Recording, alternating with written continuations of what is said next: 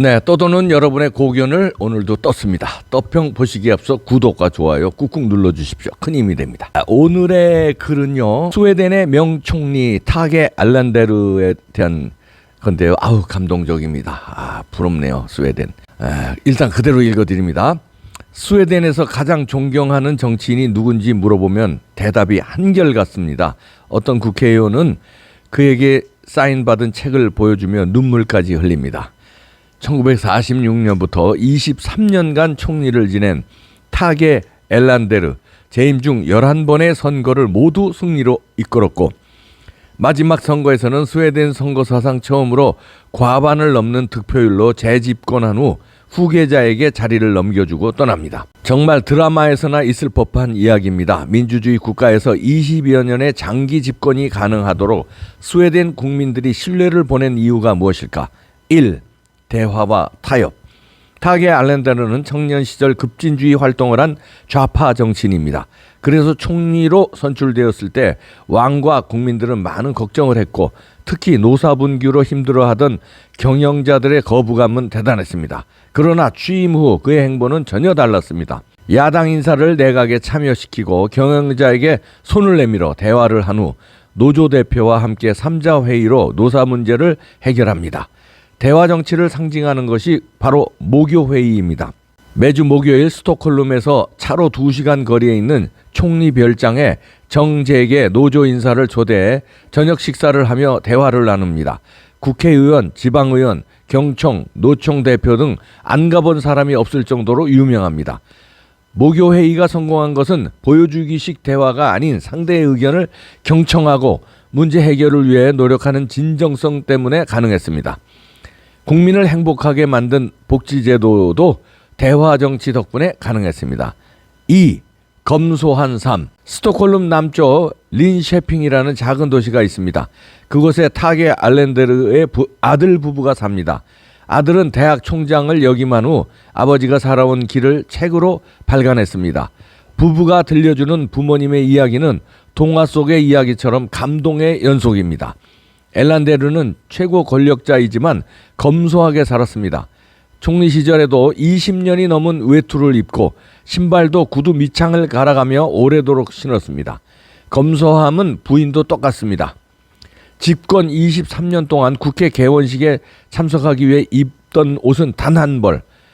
아들 부부는 부모님이 국민을 생각하는 것이 더 중요하다고 말씀하셨다며 검소함은 두 분의 삶의 전부라고 자랑스러워합니다. 3. 특권 없는 삶. 부모님은 총리 시절에도 관저 대신 임대주택에서 월세를 내고 살았습니다. 출퇴근도 관용차 대신 어머니가 직접 운전하는 차를 이용했습니다. 임대주택은 자신의 재임 시절 서민을 위해 지은 아파트입니다. 그는 특권을 버리고 국민의 삶 속으로 들어와 친구처럼, 다정한 이웃처럼 지냈습니다. 1968년 국민들은 다시 한번 깜짝 놀랍니다. 타게 알란데르가 총리를 그만둔 후 거처할 집이 없다는 사실을 알았기 때문입니다. 당원들이 급히 돈을 모아 집을 마련했습니다. 스톡홀름에서 차로 2시간 거리에 있는 봄메슈빅, 한적한 시골 마을입니다. 부부는 마을 호숫가 옆 작은 주택에서 16년을 살았습니다. 그런데 총리 시절보다 더 많은 사람들이 찾아왔습니다. 재미있는 사실은 지지자보다 반대편에 섰던 사람이 더 많았다고 합니다. 진심이 통한 겁니다. 4. 정직한 삶. 아들 부부가 또 다른 일화를 소개합니다. 어머니 아이나 안데르손 이야기입니다.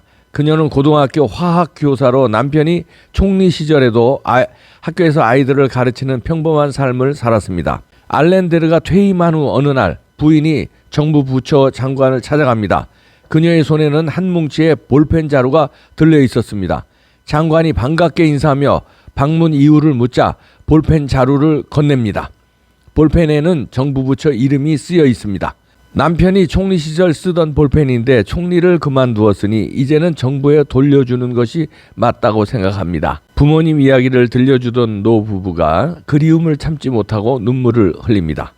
부모님의 삶은 겸손 그 자체입니다.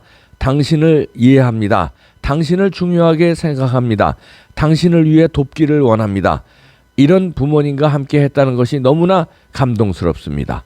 타게 알란데르는 떠났지만 23년 동안 국민을 위한 그의 헌신은 스웨덴 정치의 교과서로 자리 잡았고 세계 최고의 행복의 나라로 만든 원동력이 됐습니다. 온갖 비리를 저지르고도 뻔뻔스러운 내로남불의 정치인, 고위공직자들이 판치는 작금의 대한민국의 현실을 바라보며 우리나라에도 이런 훌륭한 지도자가 있었으면 하는 마음은 저만의 생각이 아니겠죠. 이렇게 글을 맞았는데요. 아유, 참 감동적이네요. 지금은 이런 지도자가 없지만요, 우리도 있었죠. 누군지 아시잖아요. 박정희 대통령. 비슷한 점이 많네요. 박정희 대통령도 검소한 거 뭐 아시잖아요. 김대규 총탄에 맞아서 병원에 갔는데 그 허름한 아주 다 낡아빠진 혁대에 난닝구도 너덜너덜하고 양말도 뭐 그렇고 아주 검소한 걸로 유명하잖아요. 그리고 대통령 집무실에 에어컨 안 켜고 부채로 이렇게 난닝구 바람으로 부채로 하고 손님이 오면은 그때 에어컨을 잠깐 켜고 그랬던 일하고 검소한 건 뭐 이루 말할 것도 없죠. 그리고 이렇게 스웨덴 같은 나라 선진국 된 나라들은요, 이런 훌륭한 지도자들이 있기 때문에 이렇게 된 겁니다. 이분이 4년 5년만 정치했으면 또 여기도 또 그리스나 이런 다른 나라처럼 이상한 나라가 됐을지도 모르죠. 근데 23년을 이분이 통치했기 때문에 23년간 기틀을 확 다 잡아놨기 때문에 지금 최고 행복한 나라 하면은 100군데 중에 스웨덴 꼭 꼽잖아요. 스웨덴 뭐 덴마크 뭐 이렇게 몇 군데 꼽잖아요. 이렇게 만든 게 23년을 이런 훌륭한 타게 알란데르 같은 지도자가 통치했기 때문에 국가의 기틀이 행복의 국가로 꽉 잡힌 겁니다. 우리나라도 이렇게 잘 살게 된 게 박정희 대통령이 5년만 했었으면 이렇게 잘 살 수 있을까요? 우리가 5,000년 역사에 잘 살던 적이 한 번도 없었는데, 세계 10대 부자 나라가 된 적이 한 번도 없었는데, 박정희 대통령이 16년간 그 장기 통치를 했기 때문에, 그때 기틀을 확 잡았기 때문에 지금의 우리나라가 있는 거 아니겠습니까? 다 어느 나라나요? 그 훌륭한 지도자가 있으면 그 나라가 부강한 나라가 되고 행복한 나라가 되고, 그렇지 않은 지도자를 만나면 부자 나라도 쪽박차는 나라가 됩니다. 그 이해가 뭐 잘 아시다시피 뭐 베네수엘라, 아르헨티나, 뭐 필리핀 이런 나라들이 지도자 잘못 만나가지고 나라가 거덜나는 거 아닙니까? 우리도 박정희 대통령의 그 위대한 지도력 때문에 이렇게 잘 살게 됐는데, 아이고 이게 말아먹고 있잖아요. 이상한 지도자가 나와가지고 말아먹고 있는데, 요게 한 번 더 말아먹잖아요. 그럼 우리 어떻게 될지 모릅니다. 우리도 아르헨티나나 베네수엘라처럼, 거기도 엄청 잘 살던 나라예요. 거기 베네수엘라는 중남미에서 제일 잘 살던 나라, 부강한 나라였습니다. 근데 지도자 잘못 만나서 포퓰리즘 좌파 정책으로 퍼주기 하고 뭐 쭉 하다 보니까 지금 이 꼴이 된 거고요. 아르헨티나도 마찬가지고요. 우리가 한 번 더 이상한 지도자가 퍼주기 하고 나라 말아먹으면요, 어떻게 될지 모릅니다. 참 부럽네요. 과거에는 박정희 대통령이 있었고 이승만 대통령이 또 건국을 했고, 지금 이런 지도자가 안 보인다는 거. 마지막 글처럼 온갖 비리 저지르고 대장동 그런 비리에 뭐에 뻔뻔스럽게 버티고 있고, 문재인은 또 어떻습니까? 뻔뻔스럽게 내로남불하고, 이런 사람들이 권력자가 되고, 또 그 힘 있는 사람들, 통치자 말고도요, 그 밑에서 뻔뻔스러운 사람들 여의도에서 판을 치고 있고, 이런 지도자가 나오기를 희망하는데요.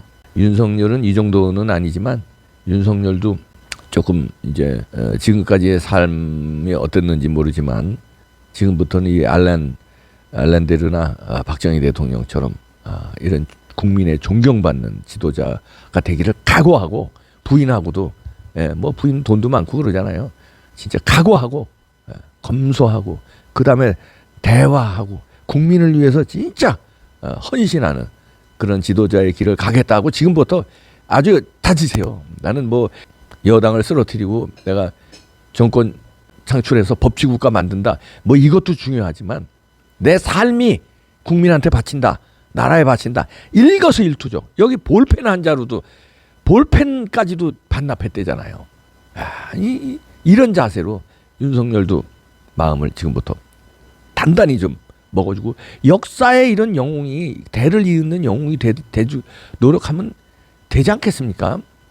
이승만 대통령의 건국, 박정희 대통령의 산업화로 잘 살게 해주고 그다음에 윤석열이 대통령 돼서 법치 확실히 잡아줬다. 그리고 검소하고 그리고 대화하고 국민을 위해서 헌신했다.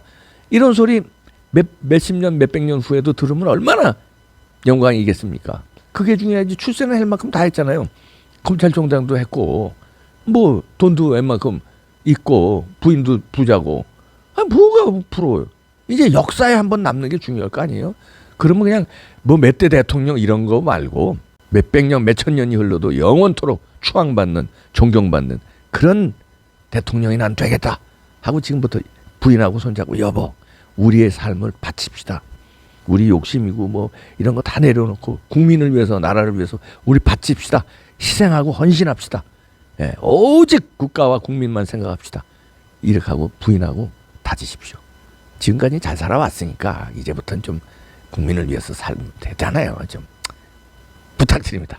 그러면 박정희에 이은 그 다음에 쭉 안 나왔는데 그러면 돈들 얼마나 많아. 양산 그 대궐같이 만든다는 거 아니에요? 돈을 더 써가지고 노무현의 그 또 어디가 거기도 아방궁이고요. 좀 그러지 좀 말자 좀 이제는 좀. 네. 박근혜 대통령은 감옥에 계시는데 이것들은 그냥 재산 다 빼서 집까지 다 뺏었잖아. 야, 에휴 나쁜 놈들 이갈려 진짜.